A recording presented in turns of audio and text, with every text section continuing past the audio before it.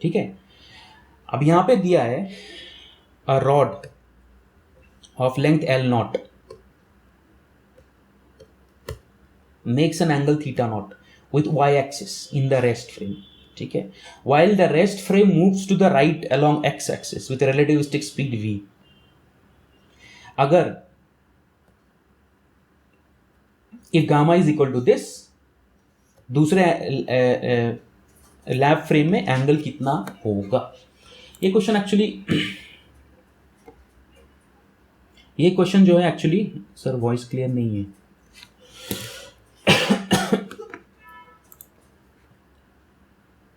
A answer, सत्य answer A नहीं है। हिमांशु आवाज सही आ रही है क्या, या कुछ दिक्कत है?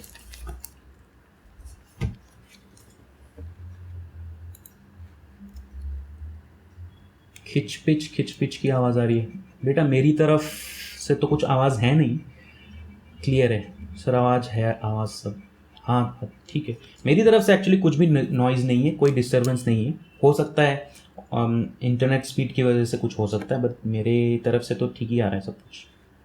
चलो फिर मैं थोड़ा धीरे धीरे एक्सप्लेन करता हूँ।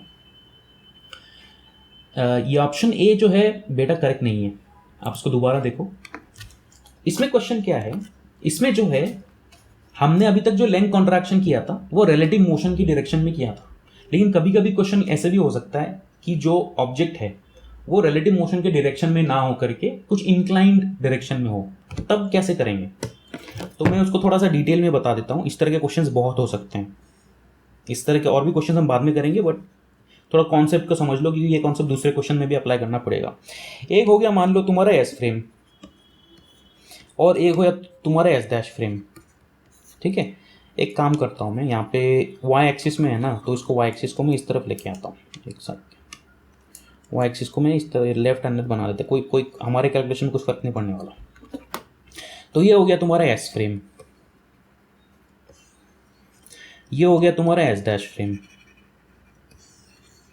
अब ये बोला गया है कि जो तुम्हारा रॉड है, वो रॉड जो है ऐसे इंक्लाइन प्लेन में है कुछ।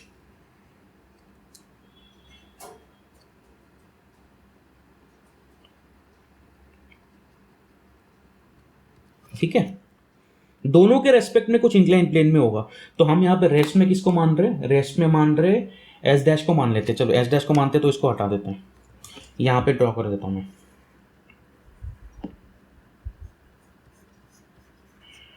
तो यहाँ पे ये बोला गया है length L nought makes an angle theta nought with the Y axis in rest frame while rest frame moves to the right along X axis. तो ये हो गया तुम्हारा लैब फ्रेम, ये हो गया तुम्हारा एक्स वाई जेड, ये हो गया तुम्हारा रॉड का rest frame X dash Y dash Z dash. ठीक है, अब ये इसको कैसे करें? यहाँ पे दो चीजें हैं, एक तो हो गया इसका लेंथ। अब हमें लेंथ का मैग्नीट्यूड नहीं पूछा है, हमें पूछा एंगल। तो एंगल जो है इसका दो एंगल होगा, एक तो होगा एस फ्रेम के रेस्पेक्ट में, दूसरा होगा एस डैश फ्रेम के रेस्पेक्ट में। अब रेस्ट फ्रेम के रेस्पेक्ट में एंगल बोला गया है थीटा नॉट है, और मूविंग मतलब लैब फ्रेम के रेस्पेक्ट में हमें एंगल फाइंड आउट करना है।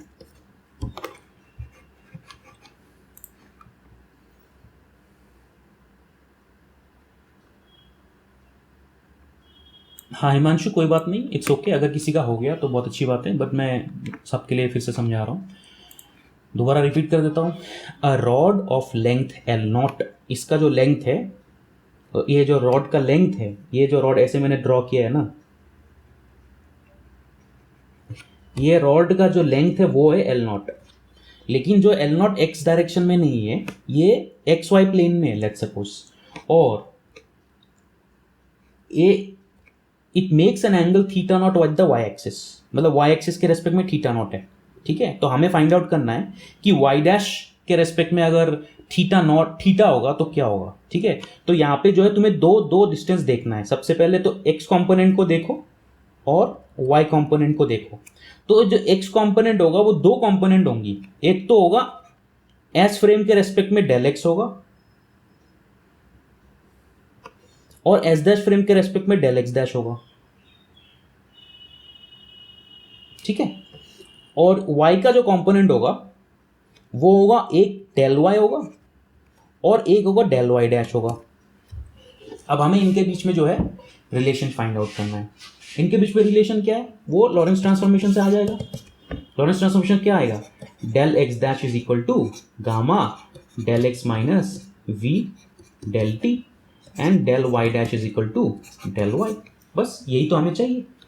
ठीक है, क्वेश्चन के कंस्ट्रक्शन को समझ लो एक बार। कंस्ट्रक्शन को समझ लोगे तो आंसर अपने आप आ जाएगा।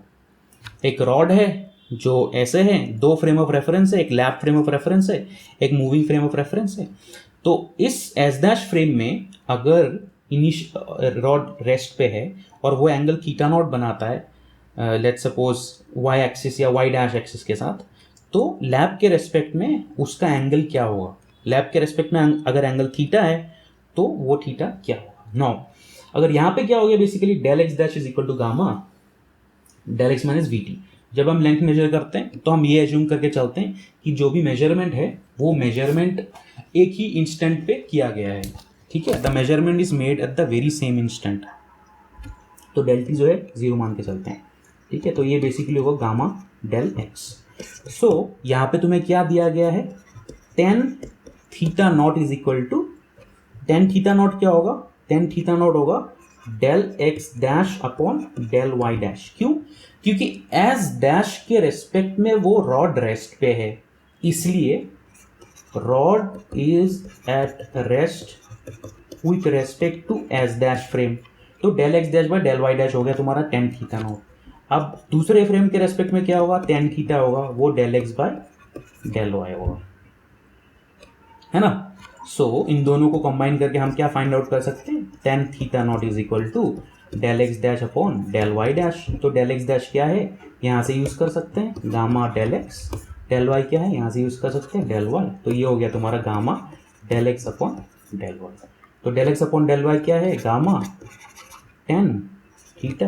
तो तुम्हें फाइंड आउट क्या करना है, tan theta is equal to 1 upon gamma tan theta nought. So theta is equal to tan inverse of 1 upon gamma tan theta.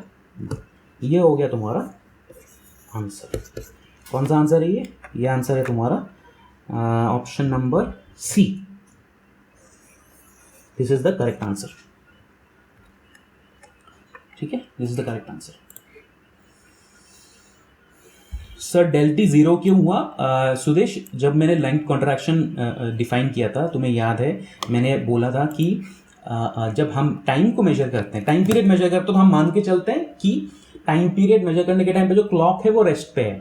ठीक है, और जब लेंथ मेजर करते हैं तो हम ये मान के चलते हैं कि लेंथ जो मेजर कर रहा है वो उसके पॉइंट ऑफ व्यू से जो ऑब्जेक्ट है वो एक ही इंस्टेंट पे मेजरमेंट हो रहा है। ठीक है ना, लेंथ अलग अलग टाइम पे नहीं मेजर करेंगे ना। मतलब ऐसा कि एक एंड का कोऑर्डिनेट एक टाइम पे मेजर किया, फिर दूसरे एंड का कोऑर्डिनेट किसी और टाइम पे मेजर किया, ऐसा नहीं होता। दोनों कोऑर्डिनेट्स को एक ही टाइम पे मेजर करते हैं। सर एक बार रिपीट कर दो। हाँ ठीक है, रिपीट कर देता हूं। यहां पे हमें सिर्फ सबसे पहले तो ये दिया गया है कि एस डैश फ्रेम के रेस्पेक्ट में हम मान के चल रहे हैं कि रॉड रेस्ट पे है। ठीक है, और रॉड रेस्ट पे है लेकिन रॉड जो है इंक्लाइंड है। इंक्लाइंड रॉड के लिए जो एक्स कंपोनेंट है वो हो गया तुम्हारा डेल एक्स डैश और वाई कंपोनेंट हो गया डेल वाई डैश। ठीक है, ये हो गया तुम्हारा एस डैश फ्रेम के रेस्पेक्ट में।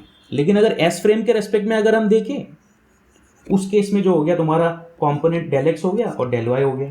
ठीक है, तो एस डैश फ्रेम में तुम्हारा एंगल क्या है, tan theta is equal to this, और एस फ्रेम में तुम्हारा एंगल क्या है, सॉरी एस डैश फ्रेम में tan theta nought is equal to this, और एस फ्रेम में तुम्हारा tan theta is equal to this. ठीक है, बस यहाँ पे डेल एक्स डैश और डेल वाई डैश को, डेल एक्स और डेल वाई के बीच में हमने लॉरेंस ट्रांसफॉर्मेशन को यूज किया करके यहाँ पे सब्स्टिट्यूट कर दिया। यहाँ पे डेल टी को जीरो इसलिए माना है क्योंकि जब हम लेंथ मेजर करते हैं ना तो एक ही इंस्टेंट पे मेजर करते हैं, अलग अलग टाइम पे नहीं मेजर करते हैं। तो डेल टी क्या है, डेल टी इज बेसिकली यहाँ पे डेल एक्स क्या है, डेल एक्स मतलब एक्स बी माइनस एक्स ए।